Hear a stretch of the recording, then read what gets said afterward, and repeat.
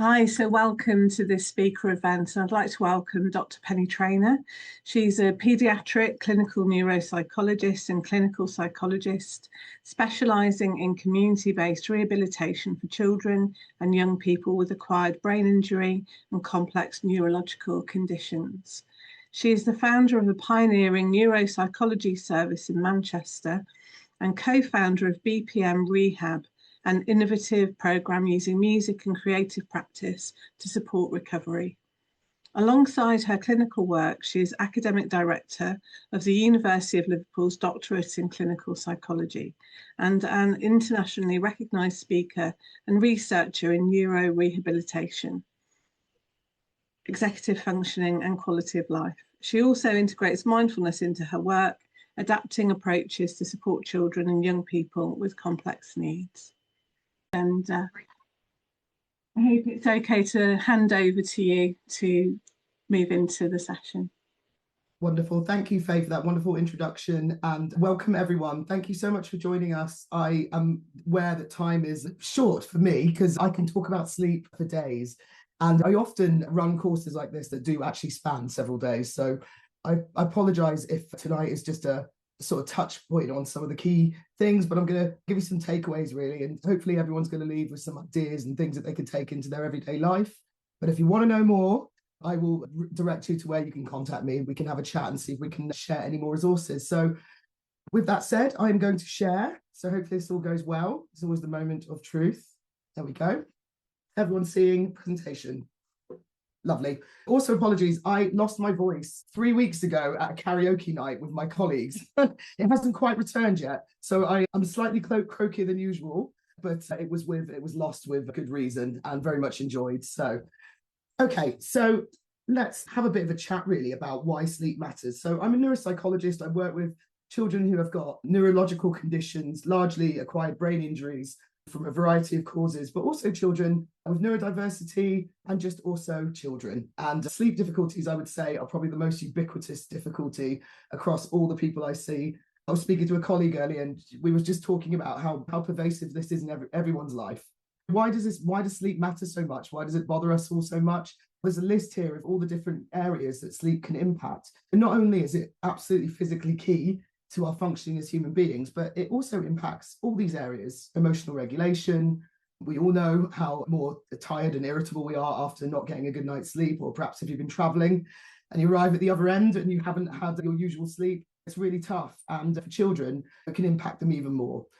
So we know, and I'm sure there's teachers on this call who are probably rallying behind this call saying, we know that sleep has a big impact on attention and learning in the classroom, and tired children cannot learn as effectively, and it's really difficult to try to overcome that just through classroom interventions. We need a whole school home approach, joined up approach. And behaviour and relationships. Sleep deprived children are more impulsive, they're less patient. All of those factors can make social interactions more challenging, even if you don't have any additional difficulties. And we know that with regard to mental health difficulties, that chronic poor sleep is a significant risk factor implicated in difficulties such as anxiety and depression. And that's true for children and adolescents and adults. So sleep is really foundational. Everything sits on top of it. It's really key that we think about sleep, but so many of us have struggles with it. As well as the kind of physical aspects, what does sleep actually do? And what, as a neuropsychologist, I always find really interesting is I see people all the time, and there will be people on this call, I promise you, that will tell me that they have done absolutely everything that they can do to try and intervene with their child's sleep difficulties, which I totally appreciate. I fully understand. And what I'm hoping you'll take away today is understanding perhaps some of the scientific principles that underpin some of the strategies you get recommended, because then hopefully that will help you to see where things perhaps aren't working as well, where you can make some maybe fine tuning to get things working as best as they can. So I'm going to lay down some of the science, but I'm not going to have the time to go into it in huge amounts of detail. But all of this stuff is freely available. There's lots of great information available on the internet. There's a fantastic organization called the Sleep Foundation. They have leaflets and information and all sorts of things. So please go ahead and look them up if you need some additional info. So what does sleep do? The body and the brain are not idle during the night. There's a lot going on. And there's a lot of restorative processes. So there's a physical restoration process when we're asleep. Our body repairs tissue, releases various hormones and things that need to happen, and our immune system is strengthened. And that's the kind of sleep that we need for our physical integrity. That's helps us feel physically refreshed and well. But there's another type of sleep called rapid eye movement sleep, REM sleep, you might have heard of. There was a band, of course, REM. And that is the type of sleep where emotional processing happens. That's the stuff that happens when we see, sometimes you look at your children or look at anyone when they're asleep and you see their eyes blinking. And that's when they're in REM sleep, they're having active dreams and they're sorting out all their memories from the day. And then also what's happening during those times, the brain is consolidating all of its learning and all of its memory from the day and putting it where it needs to be stored. So it's really important in just organizing what's happened during the day. So yeah, sleep, just getting to sleep is just an essential part of learning. In fact, when I do training with university students, I always say to them, do you know what?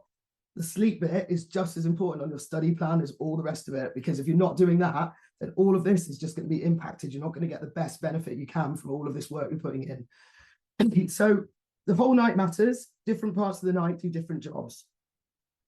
And if you can, it's a very simplified understanding of sleep cycles, but I think this is a really helpful concept in helping us understand sometimes why we can't get to sleep. And sometimes when the point that we choose to go to sleep might not be the best point. So there are different cycles of sleep that happen during the night. And when you get to being an adult, they happen in 90-minute cycles, okay? So you gradually progress from being awake to going deeper and deeper into this kind of deeper sleep that happens quite early on in the night. So people that are very tired, and I'm sure we've all experienced this, you literally drop asleep and you close your eyes and you're straight into that very deep sleep. That's the sleep that happens very early on. And it's very restorative, essential for physical recovery, immune functioning, etc. And then as you move through the cycles, you go into that deeper, that REM sleep, where you're having the rapid eye movement sleep. And then later in the night, that kind of sleep dominates. So if you cut your sleep short, that's the stuff you're missing out on.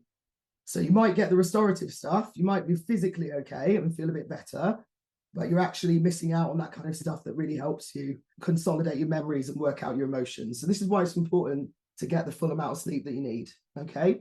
So across that 90 minutes, throughout the night, you'll go through those 90-minute cycles of being more awake, going into deeper sleep, going into REM, and then waking up a bit. And it cycles like that through the night. And the trick is to try and go to sleep when you're on a downward part of that cycle. So if you're trying to go to sleep when you're at the most alert and most awake of your kind of 90-minute cycle, it's going to be really hard and really tough to go to sleep. And this is why in the books it says to you, if you're feeling very awake and you just can't get to sleep, get yourself up and go and do something calming, quiet, read a book, something low level, and wait for about 20 to 25 minutes and you'll start to feel sleepy. And that's because those 90-minute cycles are happening across the night. And then, like I say, you're also changing the type of quality of sleep you're having in the night with more of the REM sleep later on.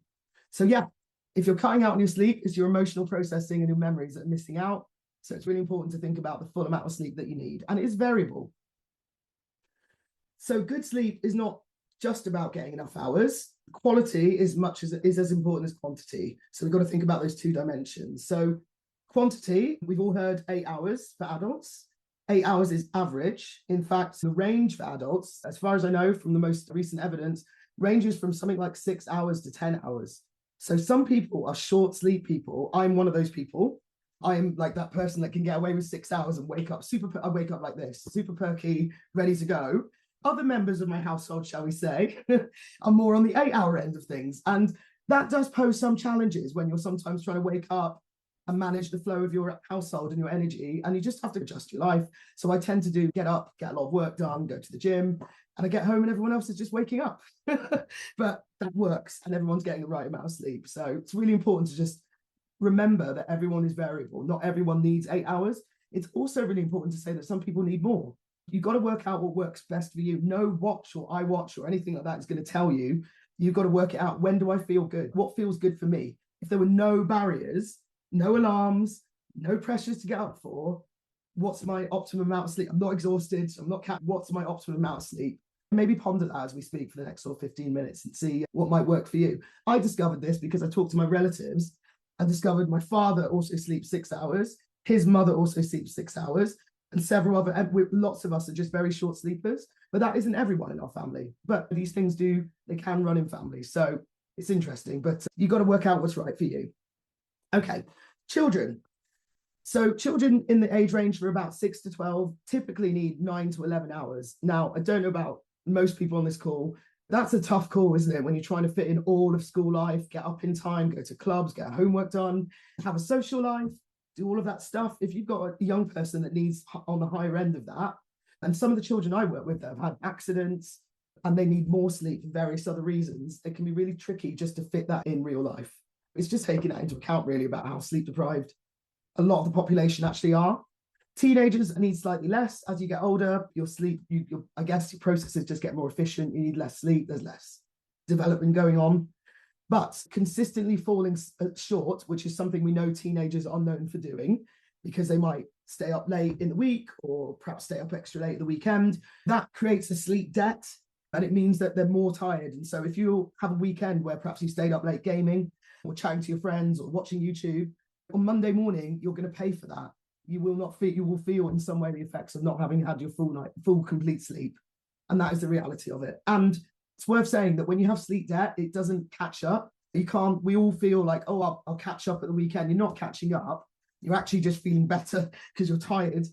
Once you've missed that sleep, that time is gone. You can't get it back. So it's worth just thinking about kind of the impact really, and just thinking about really the aim is to be as consistent as you can be for as long as you can be in your routine. So as well as getting good quantity sleep, having that continuity, that unbroken sleep, getting really good quality is also really important.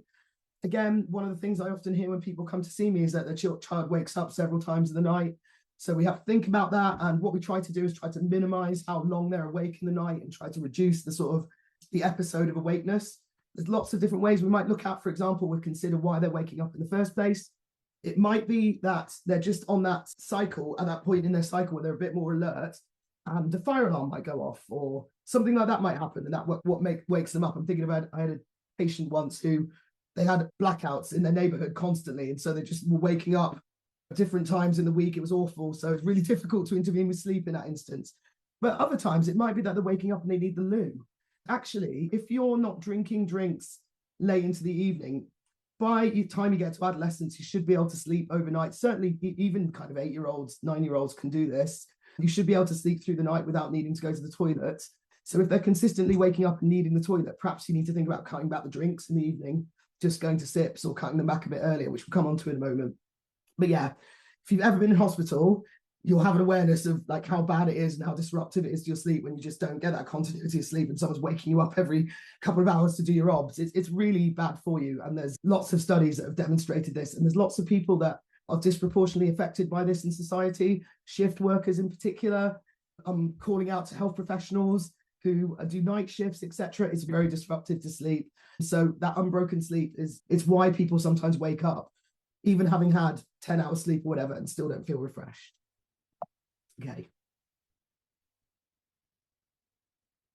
Okay, we're doing okay. My voice is still holding. Sorry for the sips. I'll just keep it refreshed. So this is a bit that I think is really helpful in just helping you think about how you can help your children with sleep.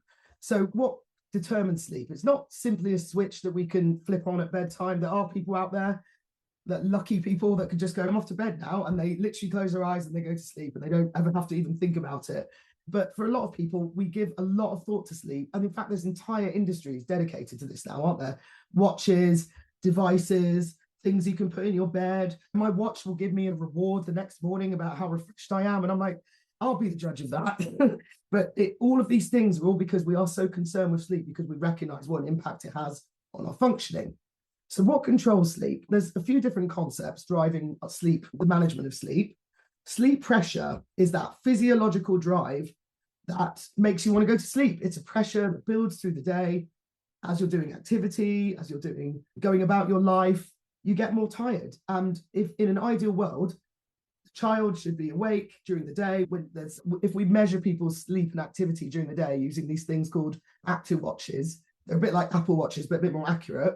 What should happen ideally is people should wake up and then be quite active, especially children. They're off to school, they're off to play, they're off to do stuff. And then gradually their activity levels should fade during the evening and then gradually fading off until bedtime.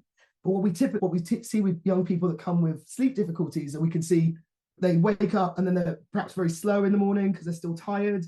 And we know schools, reduced activity levels, potentially schools are really great at this and trying to get children moving, but it can be variable. So they perhaps aren't getting as much movement at the right times for them.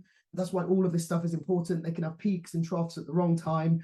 You're trying to get them to bed and they're watching TV or on their Xbox. So they're having a peak in their activity in terms of their adrenaline and all of that stuff. So all of that gets in the way. So what we ideally want is a nice, steady waking up, some good activity through the day, nice range of activity, not getting overexhausted, not needing to nap, because if you nap, that reduces sleep pressure. Little children obviously do have to nap. Their brains are still developing. They're very young. As you get older, you shouldn't need to nap as much. Sometimes adults need to nap, which there's a question for another day, but certainly young children, it can be problematic. So if your young person comes home from school and has an hour kip on the sofa or has a little snooze in the car, that will have an impact on how well they sleep later on. So it's just, sometimes you can't do anything about all these things. If you need to sleep, you will sleep, but it's just being aware of that might mean they might not go to bed quite as early that evening. So you might do something different. Okay, so everyone's heard of our circadian rhythm. This is not, I'm not a medical doctor, so I'm not going to go into this into too much detail, but essentially we have these biological processes built into our bodies that are driven a lot, affected by light, and changes in light waves throughout the day influence our wakefulness, and that's regulated by various hormones, neurotransmitters. It's amazing that it happens. I think sleep is just fabulous. Our body just does this. But it responds to light, and because it sets the timing of how tired we are, sometimes if we expose it to our bodies to artificial light, that can impact sleep. And finally, as we know, and this is one that we will all recognize, our mind and our behavior can impact sleep. Thoughts, associations, habits, how anxious we're feeling, any worries on our mind, all of these things can influence whether we can actually transition into sleep. We all know when things are keeping you awake. So let's take those things one by one. Sleep pressure, as I say, the body's natural drive for sleep. It's a biological hunger that builds throughout the day. And if you manage this well, it's a really powerful lever for helping children to settle at bedtime. So like I say, it builds over the day. Every hour of wakefulness adds to sleep. Naps will disrupt it. They release it's like a pressure cooker, isn't it? Or anything with pressure. If you release a bit of the pressure, there's not as much pressure to sleep later on. So that's what happens. And caffeine and energy drinks and soft drinks, all of that also can disrupt the signals that are involved in all the chemical processes driving sleep. Ideally, what happens with pressure is it should build during the day and then it's restored by sleep. It clears and then you wake up. And children should just feel enough accumulated tiredness to fall asleep naturally in the evenings. Circadian rhythm, there's loads of information about this online, but very simply, it's a finely tuned internal clock. In the morning, the wavelength of light is of the particular type, and my understanding of it is that promotes the body to produce melatonin. And melatonin is the hormone that you need for sleep. Getting out in the morning light is actually incredibly helpful for your sleep. So I often say to people, even if you can't get out, get your children up if you can, especially in the summer, a little bit earlier, maybe just have breakfast outside on a sunny day, even if it's just a drink, walk to school, try and think of ways that you can try and get some of that morning light. It's why school's great, but in the summer holidays, which are coming up in 6 weeks, this is when these routines can slip a little bit and children don't get up quite so early. But it is really helpful, same with adults. I always have my morning cup of tea on the back step if I can. And then what happens is during the day, the evening triggers the brain or the gland in the brain to start synthesizing and releasing melatonin. So you need that darkness in order for that to happen. So that's why if you're in there in the evening on a screen looking at artificial light, it's blocking that process from happening. So your brain is not able to do the process that it needs to do to release the right hormones in order for you to go to sleep. And I think I've got some studies later on that show it can affect you up to 90 minutes before you go to sleep. So we actually say to people, really, if you want children to not be affected by screens, you're looking at, it's a 2-hour rule. No screens, no big meals, no caffeinated drinks actually for much earlier, but definitely not. And no lots of big drinks in those 2 hours before bed, ideally. So this is the bit we are thinking about as mindfulness practitioners. So the mind, cognitive arousal, that busy thinking mind. So when the mind's active with worries, as we know, we can ruminate. And when we're ruminating and we're thinking about worry, it generates that state of arousal. There's lots of hormones triggered, and you can feel very aroused and very awake and very alert. We all know that feeling. I'm sure we've all experienced it. So that's in one way that our sleep can be disrupted when we're lying in bed and we're worrying. And that's why you'll hear lots of interventions about ways to try and tackle worry long before bed. So when you get there, the mind is clear, mindfulness being one of those. Learned association. So this one is really key. Over time, our brains learn to associate the environment with a certain behavior. So bedrooms, I actually think, shouldn't be called bedrooms. I actually think they should be called sleep rooms, because actually all you should be doing in them is sleeping. But actually, in most modern bedrooms these days, we go in there and we've got devices, TVs, all sorts of activity and action, and it's not particularly a calming environment and not one that's associated necessarily with sleep. What we want is for children to really associate being in bed with being asleep. One of the measures that we use for insomnia is the amount of time that you spend in your bed awake. Because actually, when you're lying there and you can't sleep, and you're lying in bed and it's bothering you, all that's happening is you're forming an association with being awake in your bed. And that's why the advice is, if you're finding that's happening to you, it's better to get up, get out of your bed, sit up, do something else, form a different association. So when you go back to bed, you feel relaxed and want to go to sleep. And it seems that these aren't things that are going to happen and change overnight. It's gradual change over time, and it will gradually build those associations. But with children, they're young and they're really good learners. So we've got an opportunity to really think about their environment and can we simplify it and make it more conducive to sleep?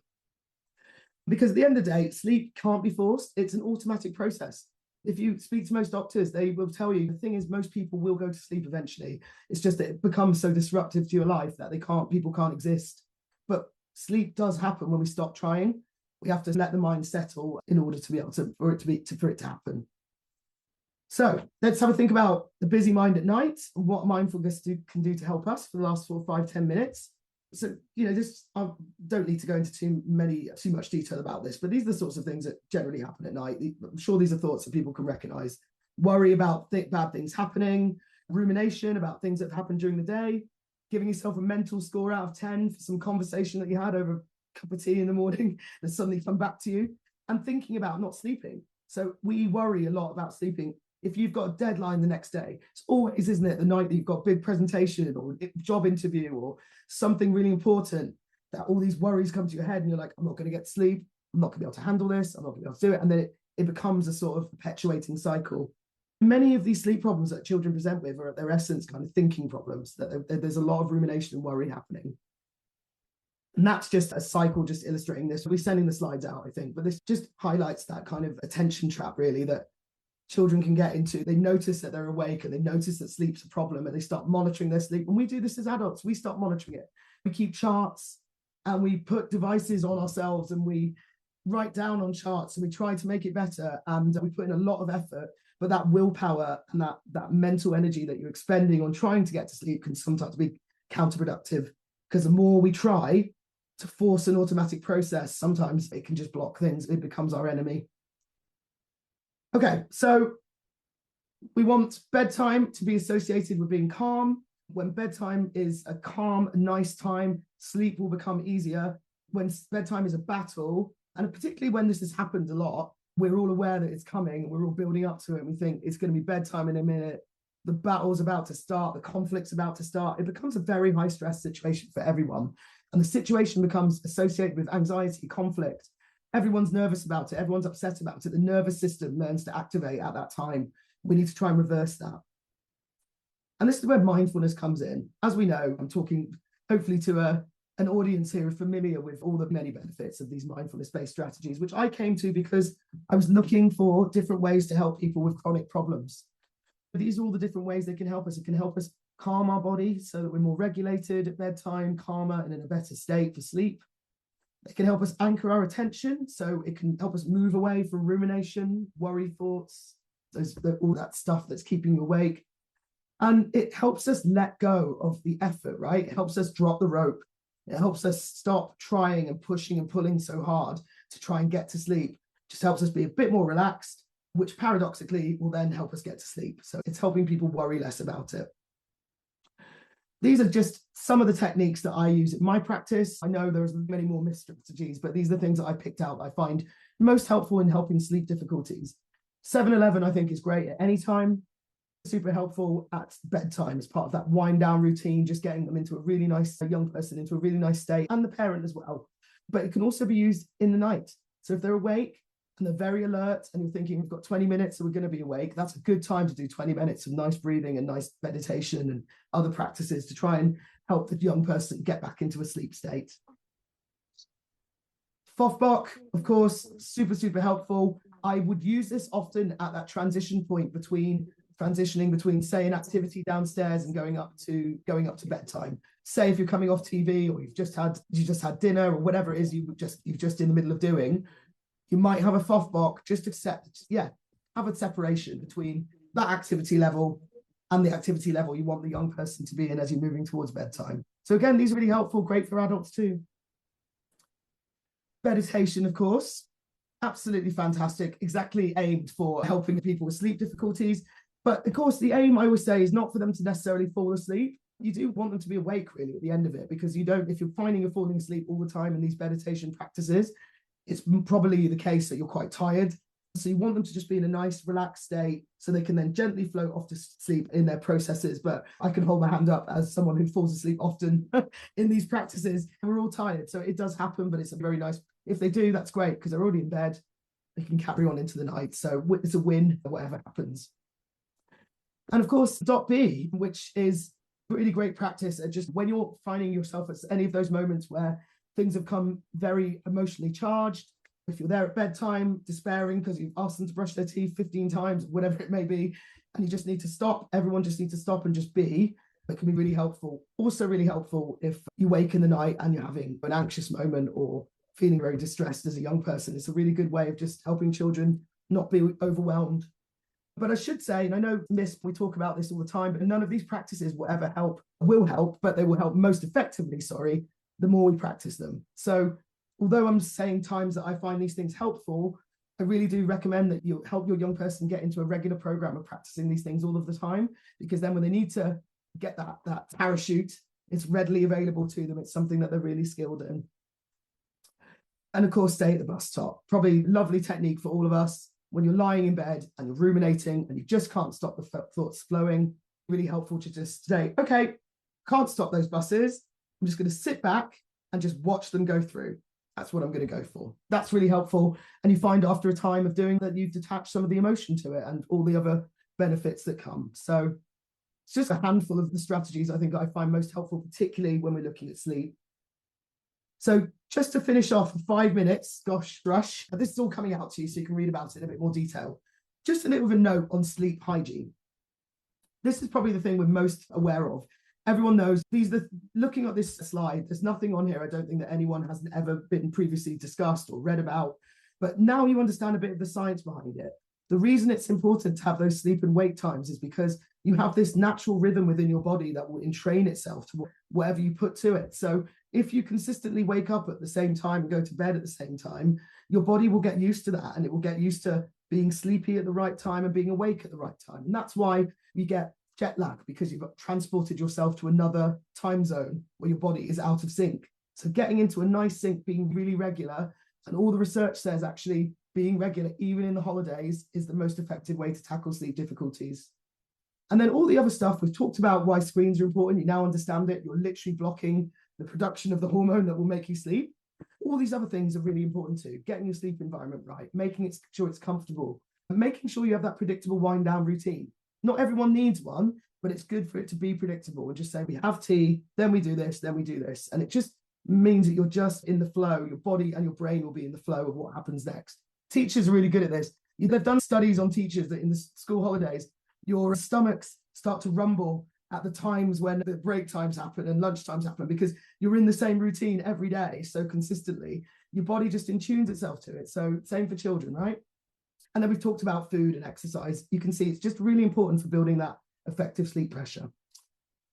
Last strategy I'm going to tell you about is if you have a child that goes to bed too late and you want to find a way to try and make that bedtime earlier, there is a couple of techniques, is probably the most gentle technique. So there's a technique called sleep restriction, which we use with adults, which isn't as brutal as it sounds. It's just you stop yourself from sleeping in the morning, so you make yourself get up.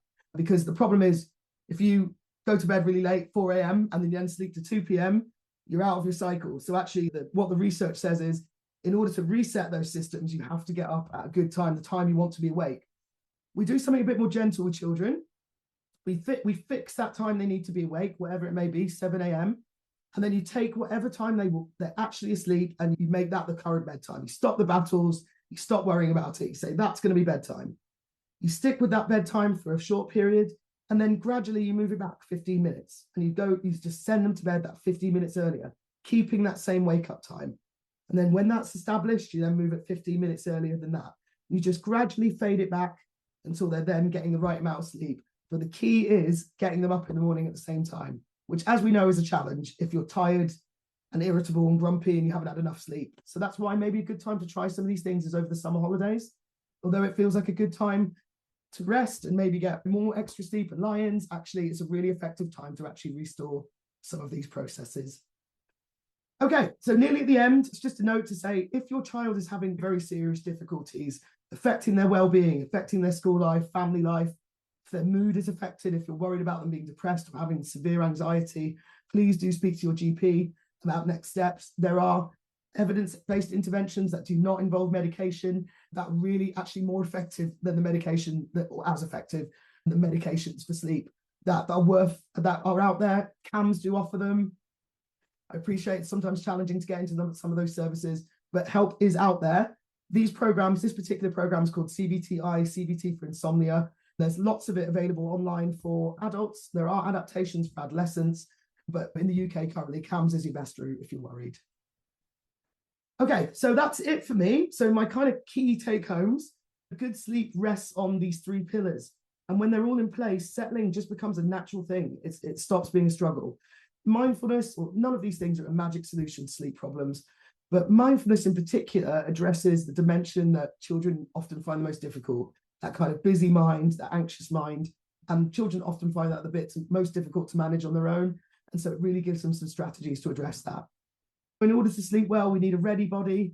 We need sufficient sleep pressure through the day with proper activity, wakefulness, and naps and caffeine monitored and managed. I always say to everyone, good sleep starts at breakfast. So you've got to think about it all the way through the day. You need a steady rhythm, well-anchored body clock, good morning light, consistent wake times, screen-free evenings, and you need a settled mind. We need worry and rumination and all the attention difficulties, that hijacking that happens by those things to be dealt with. And like I say, this is the bit children often most struggle with, so these strategies can be really helpful. And that's it from me, I think. There are some QR codes there about various things that I do. If anyone wants to take a little picture, contact me, please do get in touch. Would love to, speak to you and hear a bit more about your work or whatever you're doing, and see if I can help if you're having any difficulties. That's it from me, Faye. Yeah. Thank you so much. That was just really so helpful. I find understanding a little bit more about kind of the natural rhythms that we have through the day just really helpful. I have some of my own questions for you, Penny, so I hope it's okay now to kind of Lovely. open out a little bit. Just wanted to say, because this is so important, it has been so important for me, is that mindfulness definitely helped me with insomnia and with broken sleep. So it really matters to me, and I know how helpful it can be personally. It just makes me want to share this with others. But we already have some questions coming through, and we've got a question that's come through. So what can you do to get someone to slow down to sleep? Daughter has ADHD and won't stop, and then can't fall asleep until 1 a.m. So this is a 17-year-old. Is there anything that you would say there? Just first of all to say much compassion, really. That sounds really tough, because I'm sure that means you're not getting any sleep till 1 a.m. at least. Also, it's very difficult to say, because every circumstance is individual. And also some of the medications sometimes people can take for ADHD, I don't know if that is for your daughter true, can also have an impact on sleep. But in general, what I would say as a general rule for all of us is really think about that sleep pressure piece, and don't think so much about the wind down bit at the bedtime bit. Try and maybe get in some good activity earlier on in the day, throughout the day. See if you can promote them being a bit more appropriately worn out and ready to go to sleep. there is no magic cure, and all these things make it more difficult. So good luck. Yeah, thank you. And on the second question, which also relates to the slides, there was a question there about parents facilitating meditation. And just to say that there is, if you go onto our YouTube channel, and also just generally on YouTube, you should be able to find the MISP version of a meditation if you want to play that. So I'm just going to answer that question. I have to say, though, just to share that eventually children do pick up meditation and can do it on their own if they've had a little go at the practice where it's been guided. So just to say that to you, thank you very much for that question. Okay, so I've got some other questions that are coming in, so I'm going to go to those next. Yeah, I've got the chat here, and good, interesting question about approaching sleep issues with parents of overtired children without sounding critical. And I think that is a really important point, because we have to really approach this with openness and compassion, because I see so many exhausted parents, and honestly that everyone will say to me, we have tried everything. And I 100% hear that. And sometimes it's just that sometimes it takes time. Sometimes these things can take sort of several weeks, if not months, of doing really consistent routines, not changing it, not adjusting it, to get a difference. We'd like to say that for most people, if you put in a really good routine, a sleep routine, you'll start to see differences within a month, within 28 days or so, but it could take longer. So it's long, and I think it's understandable that people give up. And I think just practically, maybe it all depends on the individual circumstances, but I guess it's got to come from the parent. They need to be asking for that, and it needs to come from them that this is something they want to help with. And we think about that cycle of change. None of us like unsolicited advice. People say to you stuff, you're like, leave me alone, or deal with it. So sometimes it's just worth maybe just dropping in, oh, by the way, I went on a seminar the other week about sleep. Thought you might be find it interesting. Would you like to have a look? Or finding other ways to try and get them, pique their interest and recognize it, I think is a good starting point, but it is really difficult. Compassion and as much understanding as you can. Yeah, thank you. I think it's, as someone who has a child that wakes a lot in the night at the moment as well, so not just struggling with getting to sleep, but also waking, and I can understand as well, and I have a huge amount of compassion for how desperate it can feel when it's not going to plan. I really have taken on what you said about the 15 minutes and moving that back, because I think that I'm hoping myself personally that might help. So thank you. And just taking that pressure off of realizing it's not getting better, worrying about it. So actually, what I'm going to do is take a sort of strategic approach to it and see if this works. A bit like anything that we try, isn't it? If we want to make a difference, go to the gym, take up a new habit, whatever we're trying to do. There is that kind of loading phase, isn't there, where it's something new and it just takes a bit. But I think a big thing is just giving yourself a break, just saying, actually, these problems are very common and they will get better. And most people will sleep when they need to, but we just want to try and, like you say, nudge it back gently. Yeah, thank you. I can see as well we've got another question here. My daughter has night terrors every night around an hour after falling asleep. Any advice on that? She's 7. Yeah, they're also really awful, aren't they? And it's terrifying for parents to witness. Again, unfortunately, because I can't give you clinical advice, but in general, these sort of difficulties are very common at that age. And a lot of children I know do grow out of night terrors, so hopefully they'll get better. But I would go and see the doctor and make sure that you've had that discussion and just they're aware of it and checked other things out. But in general, it's about just settling them as quickly as you can. That's why it's really helpful if you practice some of these techniques at other times. You've got a real go-to that they're really familiar with. So when you're there in the night and you're trying to calm them and settle them, you can do, and they're familiar with it. And you go, come on, we'll do some deep breaths together. We'll do a dot B. Or should we do a Fothbach, or do you want to lie back and just do some, whatever it may be? It can help, but I appreciate it's really difficult. But I would go and speak to your GP if you haven't spoken to them about it before. You recommend children sleeping at the same time every day, but can they sleep in on the weekends? Will it wreck the routine?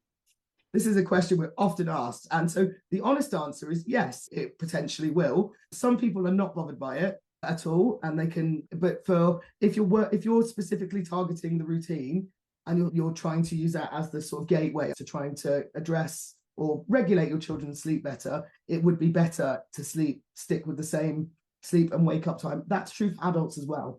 If you went to a sleep specialist for a treatment as an adult, they would tell you exactly the same thing. So ideally, yes, appreciate that is probably unrealistic in most people's lives, myself included. So you do what you can. But as a general rule, just try and stick to it as much as you can. But also recognizing that the key I would say, if you can, is try and get them up at the same time, because then at least it anchors them in a kind of time, and it helps you with your routine. If you know what time everyone's going to be up and you have to do stuff, just helps you get into a flow as a family. And hopefully that'll mean that the following night they'll be tired when they should be and go back to sleep. So if you can, you have those kind of later nights, try and stick to the same mornings if you can.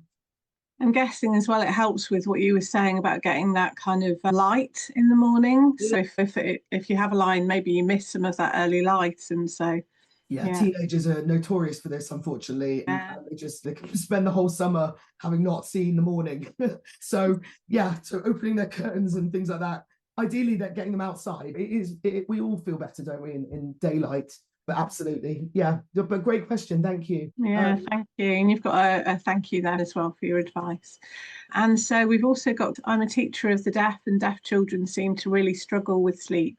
Is there any advice I can share with parents, or anywhere there is specific deaf child advice I can look at?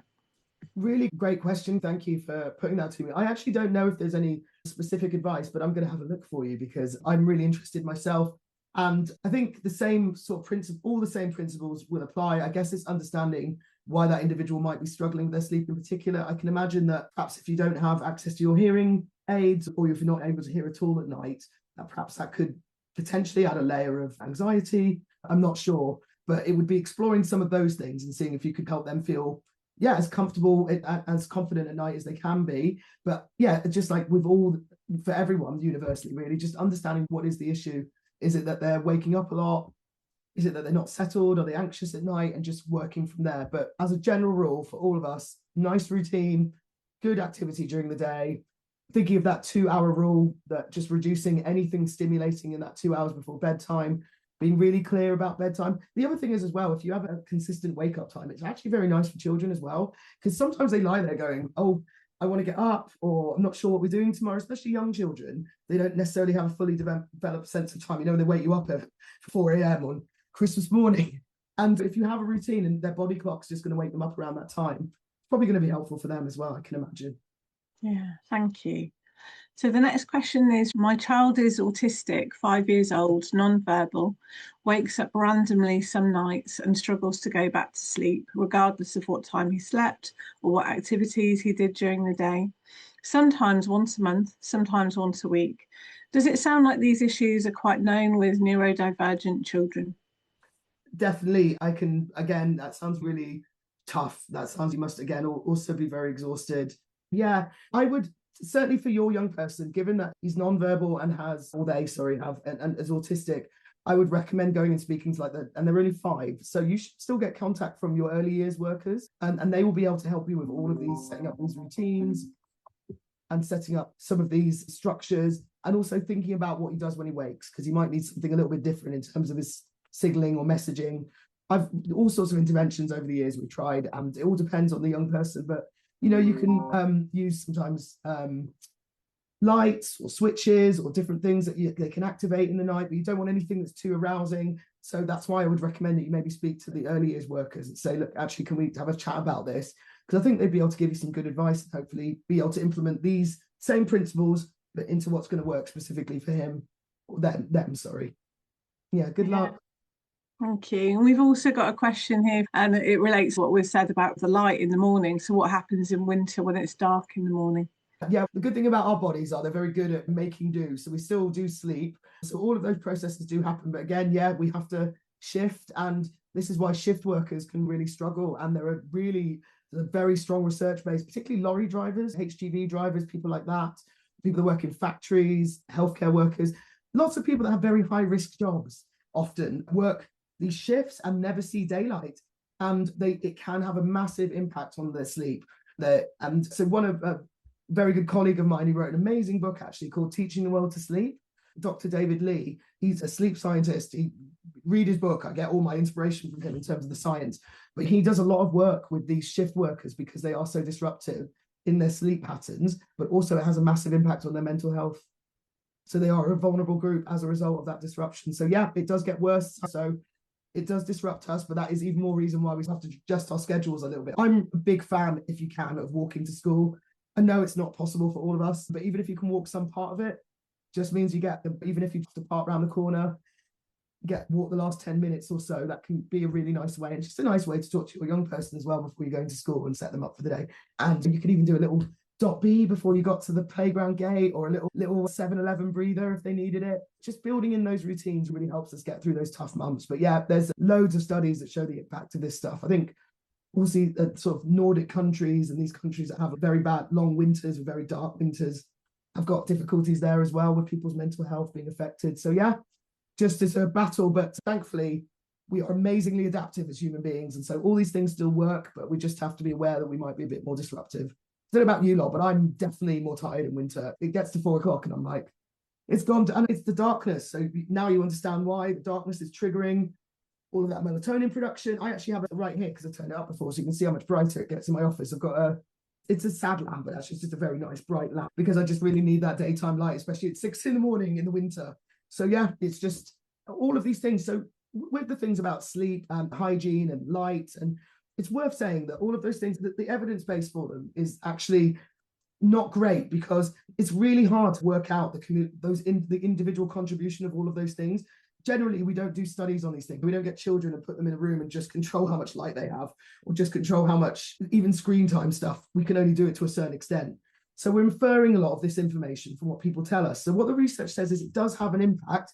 It can have a notable impact, but not one thing is going to be the magic cure. And that's probably why many of us on this call will say, I tried cutting out screen time, but it made no difference. I tried getting up in the morning earlier, but it made no difference. It's the additive effect of all of these things that come together, and just doing it consistently over time.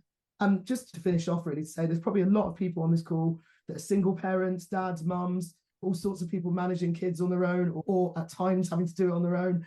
That's really tough when you're exhausted and you're burnt out and you're on your last nerve yourself. This is when you need mindfulness to help you get your restoration and your recovery as well, because it's really tough. It's great if you've got a partner, speak to them and say, do you know what? Just need to get some sleep, because if you're doing this stuff, it can be exhausting. If your child wakes up several times in the night, you are going to have to get up and return them to bed and help them settle down and help do that stuff with them. And it will take a while before that dies down, settles down. Get your backup support. We all need.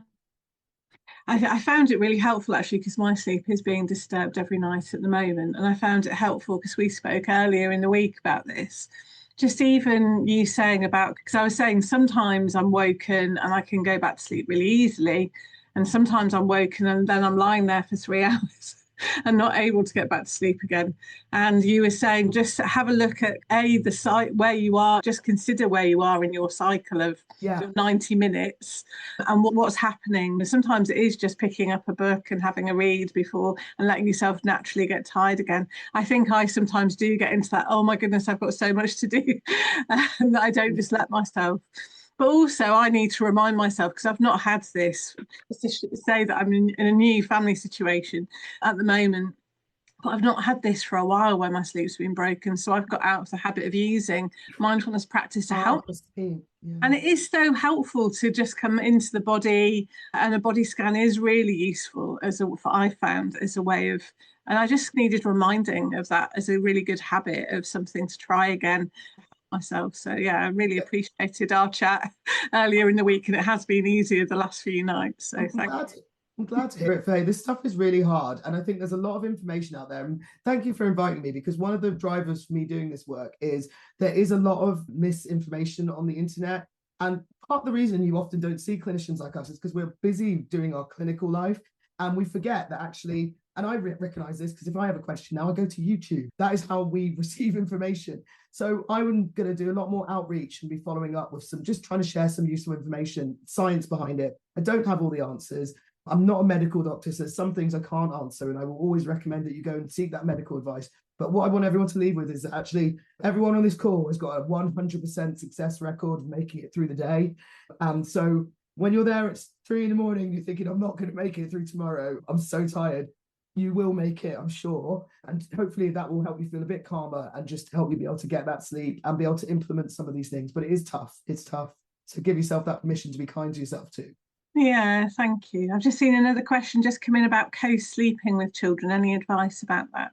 Not one for me. I would say that that's definitely you need to speak to medical practitioners about, because it's advice changes around it so often. But I think if you speak to your nursery nurses and your midwives, they've got really good advice. there's the Lullaby Trust, and there's the kind of different organizations.